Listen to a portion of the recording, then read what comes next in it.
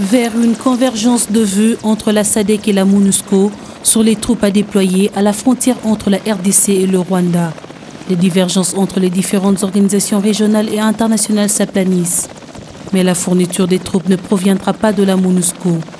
La mission onusienne sera présente et va intégrer cette brigade une fois que l'accord de Addis Abeba sera signé. Ces 2500 hommes seront prélevés à partir de la brigade en attente de la SADC, la communauté de développement de l'Afrique australe, parce qu'ils ont une brigade en attente qui est prépositionnée.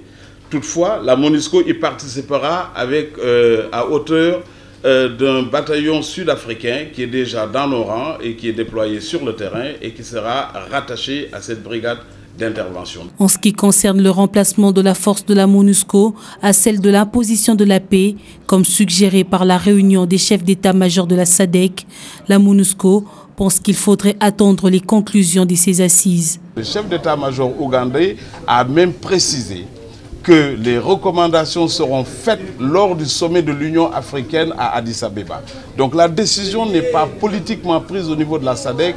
Je ne commente pas des recommandations ou des propositions. Chacun peut faire des propositions. Maintenant, attendons de voir quelle sera l'issue de ces pourparlers à Addis Abeba, quelles seront les recommandations ou les décisions qui en ressortiront en vue de leur mise en œuvre ou leur mise en application effective. La mission onusienne en RDC affirme encore continuer à mener à bien sa mission, celle de protéger les populations civiles et d'appuyer les FARDC.